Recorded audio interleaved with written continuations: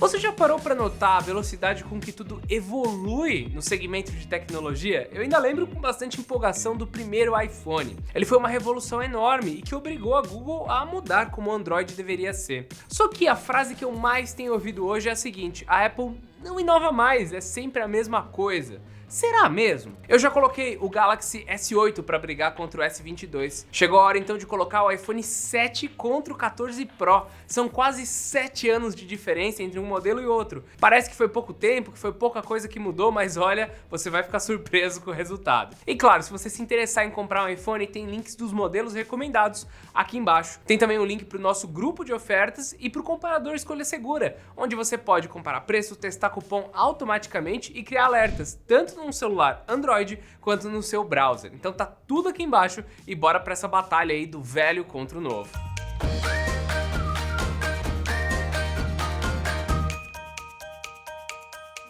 Comparar gerações tão distantes de smartphones é até um pouco estranho para mim. Quando o iPhone 6 foi lançado, eu lembro das pessoas reclamarem que o tamanho de 4.7 polegadas era grande e incomodava. Já tinha o Plus, para que ia aumentar o tamanho de toda a linha? Mas quando eu pego o iPhone 7 na mão e eu coloco do lado do 14, eu fico incomodado em como ele é pequeno. Eu não vou colocar em pauta a tela com bordas grandes ou o corpo fino demais, mas o que me intriga é que em 2016 esse tamanho de smartphone era considerado bom para muitas pessoas e algumas outras ainda usam atualmente. Nós vimos com a troca do iPhone mini pelo Plus que não são tantos usuários que curtem um telefone pequeno assim, se tem que comprar um novo, tanto que ele durou apenas 2 anos. Talvez o modelo 12 e 13 mini volte como um modelo SE no futuro, porque daí eles conseguem economizar no projeto.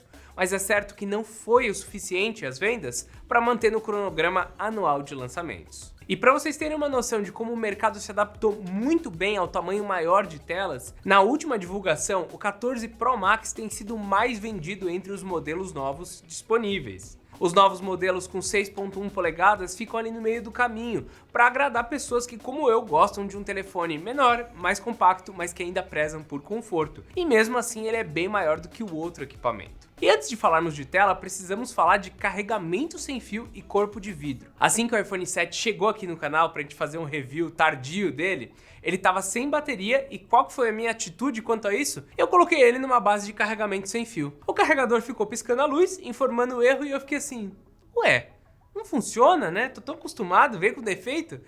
Eu até deletei da memória que o corpo de metal do iPhone, ele impede o carregamento por indução do iPhone 7, o que força o uso de um carregador comum. O problema é que ele não tem nenhum tipo de carregamento rápido, tornando essa tarefa bem mais complicada. A função do carregamento sem fio só apareceu uma geração depois, no iPhone 8, enquanto que no iPhone 12 eles introduziram o MagSafe, que garante até 15 watts de carregamento sem fio algum. Para mim é natural agora carregar o celular assim, pois ele sempre fica ali na mesa carregando e quando eu quero eu só pego ele na mão, sem a preocupação de que você tenha que desconectar um cabo. Para essa função funcionar, o corpo tem que ser de vidro, e é por isso que todos os modelos mais atuais da maçã contam com esse material. Para ser sincero, ainda falta a Apple melhorar a capacidade de carregamento, mas comparar o que era há 6 anos como é hoje, mostra uma melhora grande. E só para finalizar essa questão de construção, o iPhone 7 trazia uma proteção IP67, que não é a mais alta em questão de proteção contra a água. O primeiro número é para poeira, que aqui é 6. O segundo número é para água, que é o 7. Já o iPhone 14 Pro traz proteção IP68, então pode cair na piscina um pouquinho mais fundo e consegue ser mais protegido contra a água. E outra coisa que você precisa concordar comigo, claro, é que a tela dos iPhones evoluíram demais. Enquanto todo o mercado na época do iPhone 7 fazia tela Full HD IPS ou Full HD AMOLED, a Apple insistia em usar a resolução dela, com 750 por 1334 pixels, para gerar uma densidade de 326 ppi. Densidade que, segundo ela, era o suficiente para a gente não conseguir ver os pixels do painel. Essa tela era de fato boa e eu usei uma assim até o ano passado, enquanto eu estava com o iPhone 11. Mas, meus amigos, vamos lá. Agora que eu conheci o poder do OLED com resolução Full HD, eu tenho que ser sincero, eu não consigo mais voltar atrás e usar aquela tela. Pra mim, nunca foi problema até eu conhecer algo melhor. E eu tenho certeza que com a Dynamic Island vai ser a mesma coisa. O Cleiton, que sempre teve Android e que usa um Mi 11 com tela 2K e um pontinho bem pequeno no canto da tela para abrigar a câmera, sempre reclamou dos entalhes do iPhone. Foi assim com o 11 Pro Max e a 513. Eu, por estar usando os iPhones por muito tempo, já não me incomoda, eu já tô acostumado. Mas com a chegada desse novo padrão do Dynamic Island, eu tenho certeza que ano que vem ou antes disso eu vou chegar e falar que olha, o Note é feio e ele incomoda. Só que o iPhone 7 tinha muito mais espaço, tinha muito mais borda do que esse cara aqui. Isso daí melhorou muito. Precisamos falar também de definição, brilho e de algumas outras características. Agora nós temos uma densidade de 460 pixels por polegada. Temos também uma tela LTPO, que ela varia de 1 a até 120 Hz. Além de brilho de 1000 nits e pico de até 2000 nits. O iPhone 7, para níveis de comparação, trazia um brilho de 625 nits, que era bastante alto para os padrões de 2016, mas que agora fica bem para trás. Nada de HDR, nada de Dolby Vision, não tinha taxa de quadros variáveis ou qualquer coisa do tipo. Outra novidade em tela do iPhone desse ano é o Always On Display, que fica sempre ativo mesmo. Eu provavelmente vou viver falando disso, do quanto ela fica ligada, porque não é como funciona nos Androids. Só que um ponto onde a Apple realmente cresceu e inovou muito foi no seu processamento, tanto em CPU como em GPU. Ninguém tá conseguindo bater de frente com ela no quesito desempenho, nem mesmo os topos de linha de outras marcas. E isso faz com que o iPhone 7 esteja muito mais distante do 14 Pro do que o S8 estava do S22 quando a gente fez a análise. O iPhone 7 chegou com um socket de 4 núcleos, que operam a 2.34 GHz, enquanto que o 14 Pro ele não subiu muito o número dos núcleos. O A16 Bionic é um hexa-core, ele só tem 6 núcleos, com alguns deles chegando até 3.46 GHz. A capacidade está bem acima do irmão mais velho, mas não é só pela frequência que opera, ou pela quantidade de núcleos, mas também pela litografia que ele é construído. O A16 Bionic ele é fabricado em 4 nanômetros, enquanto que o A10 Fusion era em 16 nanômetros, ou seja, ele é 4 vezes maior. Isso significa um chip mais gastão e menos eficiente em temperatura. A GPU do A10 tem mais núcleos, mas também era construída de uma forma antiquada e com capacidade menor. Já a GPU do A16 consegue superar de todos os outros concorrentes, com cerca de 15% a mais de potência, se comparando a A15 Bionic do iPhone 13 Pro, então tá melhorando ainda ano a ano. Segundo o site Nano Review, quando você compara esses dois celulares, nós temos uma vantagem de CPU que passa dos 200% e quase 300% em GPU, então nesses últimos anos tivemos avanços bem grandes. E olha, eu ouso dizer que se nesses últimos anos nós não tivéssemos o problema da falta de semicondutores por conta do Covid-19, nós poderíamos ter números ainda melhores. Uma coisa positiva é que esses números eles não trazem só estabilidade para o sistema, mas eles melhoram a qualidade de jogos e fotografia. O multitarefa também está bem mais eficiente. Até mesmo no 11 Pro Max eu sentia o telefone engasgar enquanto eu usava as câmeras, ou tentava ouvir um podcast enquanto eu jogava. A pouca RAM era um problema, mas nós só vemos isso hoje. Parece difícil até de acreditar, mas nesses anos a RAM do iPhone triplicou, saindo de 2 para 6 GB.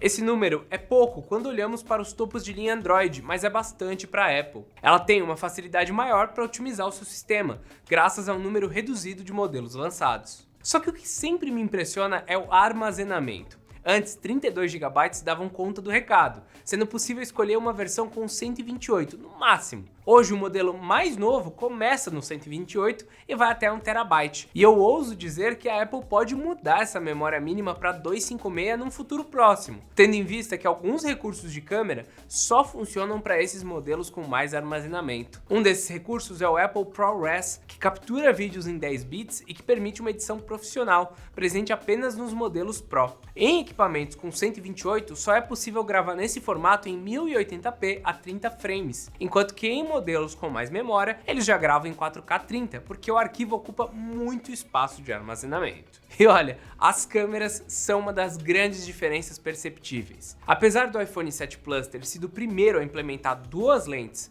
e o efeito de modo retrato, a partir do iPhone 11 Pro nós começamos a ter um conjunto completo, com 3 lentes, zoom, ultrawide e wide. O iPhone 7 tinha apenas uma lente principal na traseira, que é esse que temos em mãos, e ele contava com 12 megapixels. Na frontal eram apenas 7. Essa lente, ela definitivamente não é ruim. Em ambiente externo, ela consegue fazer fotos legais, mas dá para notar alguns problemas, como o HDR, que não é tão efetivo. A falta de detalhes e alguns ruídos, principalmente pela ausência de recursos de software, também estão por aqui. Para não ser sacanagem, eu não vou citar as outras lentes do 14 Pro, mas só de você comparar a principal com a principal, que era 12 megapixels e que agora é 48 megapixels, você já percebe algumas coisas importantes. Primeiro, ela é muito maior do que o outro sensor, né? Olha aí lado a lado como eles ficam. Com isso, ela tem também pixels maiores e utiliza a função de quad pixel, que transforma um sensor de 48 megapixels em uma foto também de 12 megapixels. Então, apesar de ter o mesmo tamanho, as fotos desses dois celulares são bem diferentes. O modelo mais novo tem cores mais fiéis, tem detalhes mais aparentes, o processo de textura é atualizado, ele tem balanço de branco, tudo tá mais equilibrado no modelo mais novo. Era o que a gente esperava mesmo, já que estamos pagando bem mais caro por esses avanços. Agora, na lente frontal a diferença fica até menos notável. O HDR, o balanço de branco, as cores, o contraste, tudo isso é melhor na lente de 12 megapixels do iPhone 14 Pro, mas não é tanta diferença assim quanto a gente esperava. Só que tem um ponto aí onde você consegue perceber um avanço grande, que é na estabilização dos vídeos. Eu tô mostrando para vocês agora a diferença entre o modo de ação e um iPhone 7 gravando. Eu realmente estava parando para pensar que 7 anos não parece tanta coisa pro tanto de atualização que a gente realmente teve, não só no iPhone, tá? Mas em outros celulares. Pensa só, há 7 anos a gente não tinha modo noturno, a gente tinha uma lente só. O que a gente estava fazendo? Que mundo que a gente vivia, né? Agora a gente tem tudo isso. Outra coisa que o pessoal tinha que fazer muito há um tempo atrás era ficar colado na tomada. Eu nem preciso falar que bateria era um problema do iPhone 11, mas que os modelos mais novos já resolveram isso daí, tanto no iPhone XR quanto no 11. Agora, a Apple resolveu esse problema a ponto de deixar a tela sempre ligada, olha que loucura. Para isso, eles colocaram recursos no SoC para controlar o gasto de energia e da frequência da tela, para tentar poupar. Eu notei que ele dura igual ao 13 Pro, mesmo tendo um pouco a mais de bateria, o que mostra uma eficiência melhor. Com isso, o iPhone 14 Pro consegue durar mais de um dia na minha mão, enquanto que o iPhone 7...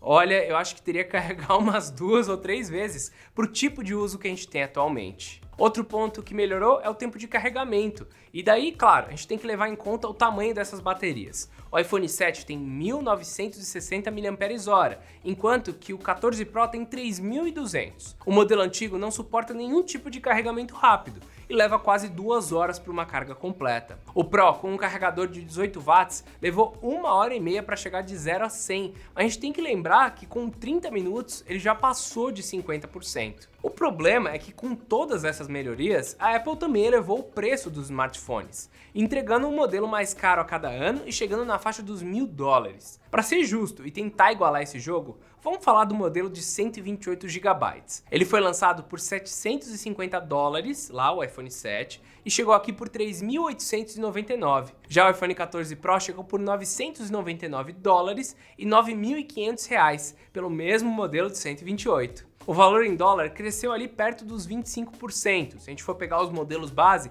mais de 30%. Aqui no Brasil, em reais, daria para comprar 3 iPhone 7 com o preço do iPhone 14 Pro, mas a gente sabe que tem inflação e desvalorização da nossa moeda também aparecendo por aqui. Uma pena é que a cada novo lançamento nós voltamos para a declaração de que a Apple não inova, que ela não traz grandes revoluções. Mas quando a gente realmente soma tudo, as marcas estão seguindo um caminho bem interessante. Menos bordas, melhores câmeras, melhores telas, desempenho melhor, muito mais coisa acontecendo dentro do equipamento. E vocês, acham que o iPhone mudou muito nesses últimos anos? Como que tá aí? Porque, sem brincadeira, eu achava que era menos, eu tinha uma lembrança de que ele era bom, e agora quando eu olho o iPhone 7 eu falo assim, nossa, esse celular é bem fraquinho quando comparado com o novo. Olha só o caminho que a gente percorreu. E eu acho que percorreu um caminho bem bom. E de novo, não tô falando só dele, tô falando de todas as outras marcas. Por isso mesmo, deixe seu comentário aqui com a sua opinião, deixa um like se você gostou do vídeo, e se quiser ver mais comparativos de equipamentos novos com velhos, deixa também aqui embaixo quais equipamentos vocês querem ver para eu ter ideia, porque é difícil ter ideia dessas coisas.